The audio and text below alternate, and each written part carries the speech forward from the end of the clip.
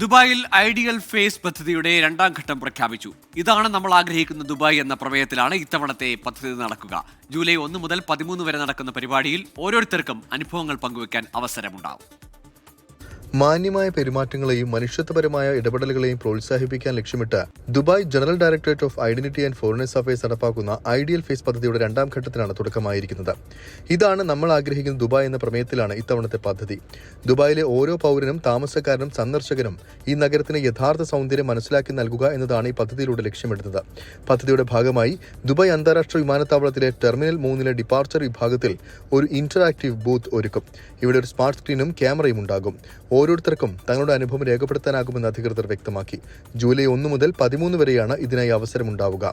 Ideal face എന്നത് വെറും ഒരു പേര് മാത്രമല്ല എന്നും ജീവിതത്തിൽ ഉയർത്തിപ്പിടിക്കേണ്ട മൂല്യങ്ങളെയാണ് ഇത് പ്രതിഫലിപ്പിക്കുന്നതെന്നും GDRFA deputy director general major general Obaid Muhair bin Suroor പറഞ്ഞു. ഒരു ചെറിയ പ്രവൃത്തിക്ക് പോലും വലിയ മാറ്റങ്ങൾ കൊണ്ടുവരാൻ കഴിയും. ഓരോ വ്യക്തിക്കും ദുബായിയുടെ യഥാർത്ഥ അംബാസഡറാകാൻ കഴിയുമെന്നും അദ്ദേഹം കൂട്ടിച്ചേർത്തു. കഴിഞ്ഞ വർഷം നടന്ന ഐഡിയൽ ഫേസ് പദ്ധതിയുടെ ആദ്യ പതിപ്പിൽ 10,000-ലധികം ആളുകളാണ് ഭാഗമായത്. 24 ദുബായ്.